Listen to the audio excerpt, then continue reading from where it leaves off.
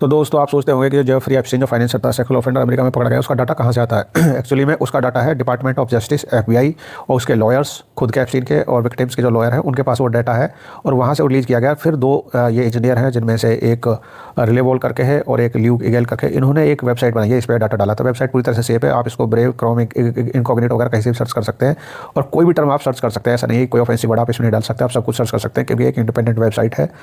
और इस पे जो डाटा है उसको आप पढ़ सकते हैं कि वो कहाँ से आया और कब आता है। नवंबर 2025 से स्टार्ट हुआ था, 3-4 बार आ चुका है। डाटा रिलीज होता है डिपार्टमेंट ऑफ जस्टिस यूएसए के द्वारा और इसका नाम है जे मेल करके। अब जे पे जेफरी एप्स्टीन आप देख सकते हैं, उसका पूरा अकाउंट वन दे रखा है और उसके बाद इसमें आपको सारी चीज़ मिलेगी। करीब 7-8 हज़ार इसमें ईमेल हैं, उसके बाद फोटोज़ और वीडियोज़ हैं, सारे कॉन्टैक्ट लिस्ट है, पॉपुलराइज है जो एकदम, और उसकी सारी ट्रेवल रिकॉर्ड्स इसमें ऊपर आप ये डॉट्स 3-4 डब्बे इनको टच करेंगे पूरा आप देख सकते हैं कि वेबसाइट किससे मैच हो रही है, लेकिन स्लाइटली इसको चेंज किया गया है। तो सारा डाटा आपको इसमें मिलेगा। एक्चुअल डाटा तो उसका भाई 30 लाख पेज का है, बहुत सारा डाटा है जिस पर भी केस चल रहा है, वो अभी तक रिलीज नहीं हुआ है, उनके पास है। और इसमें प्राइवेसी और सीक्रेसी को मेंटेन करने के लिए ब्लैक लेवल लगा हुआ जगह जगह पर, उसको बोलते हैं रिडक्शन। और शुरू में एफबीआई जो डाटा रिलीज किया था उसमें कई जगह ढंग से रिडक्शन नहीं हुआ था और बहुत सारे लोगों का डाटा उसमें दिखाई दे गया था। तो आप इसमें कुछ भी सर्च कर सकते हैं, कोई दिक्कत नहीं है, डाटा इसका अपडेट होता रहता है। अब बात करते हैं एक्चुअल इवेंट 1996 से 2004 के बीच में हुआ था। उसने 1998 में आइलैंड खरीदा था, उससे पहले वो न्यूयॉर्क वगैरह में वहीं लड़कियों को, माइनर्स को बुलाता था मसाज वसाज के लिए। रसूखदार लोगों से उसके संबंध थे और एक उसके असिस्टेंट थी ग्लेन मैक्सवेल करके, जो कि इंग्लैंड के एक बहुत ही पावरफुल और रसूखदार एक मीडिया हाउस का ओनर था, उसकी लड़की है और उसका किसी चीज़ में ऐसा सच इन्वॉल्वमेंट नहीं पाया गया, लेकिन वो वेटिंग करती थी और सप्लाई करती थी लड़कियां वगैरह, माइनर्स वगैरह, और उसको 20 साल की सज़ा हो चुकी है। ग्लेन मैक्सवेल उसका नाम है और ये पहला केस इसको जो आया था वो 2006 के करीब आया था पुलिस के पास और पुलिस ने फिर उसको फेडरल प्रोसिक्यूटर के पास डाला था, जैसे हमारे अटॉर्नी जनरल होता है स्टेट के लिए। तो उन्होंने फिर एक केस एफबीआई को डाला, एफबीआई को पता चला कि केस बहुत खतरनाक है, तो इन्होंने एक एग्रीमेंट साइन किया आपस में। इसने बोला कि एफबीआई ने इसको बोला कि आप सेक्सुअल ऑफेंडर अपने आप रजिस्टर करो, हम केस यहीं ड्रॉप कर देंगे, क्लोज कर देंगे।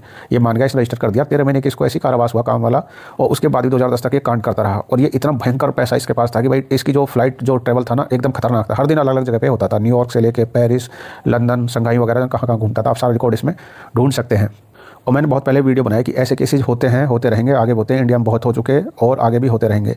जो रसूखदार और पावरफुल लोग होते हैं वो हमेशा लॉ पे ऊपर उठा कर हर वो चीज़ करना चाहते हैं जो आपके सपने में आती है, उनके सपने में आती है। जितना विचित्र आप सोच सकते हैं वो चीज़ संभव हो सकती है। इसलिए हमेशा आपको 2 कदम आगे रहने की जरूरत है, समझदार और पढ़ने की जरूरत है और चीज़ों को हमेशा पिंच ऑफ सॉल्ट के साथ लेने की जरूरत है, उनको फेस वैल्यू पर नहीं ली जाए। ये केस सिर्फ इसलिए हाईलाइट हुआ क्योंकि अमेरिका के बहुत ही रसूखदार लोगों का इसमें नाम था और पूरे वर्ल्ड से उसमें रसूखदार लोगों। अब लोग इसमें फंसते क्यों? लोग इसलिए फंसते हैं कि उनको काफ़ी सारी चीज़ें सुविधा चाहिए, किसी को पैसा चाहिए, किसी को नेटवर्क चाहिए, किसी को वो चीज़ चाहिए जो इजीली अवेलेबल नहीं है क्योंकि लॉ उस पर लिमिट लगाता है। लॉ जनता ने बनाया, खुद ने बनाया, लेकिन वो चीज़ करना चाहते हैं, तो इसलिए ये सब होता है।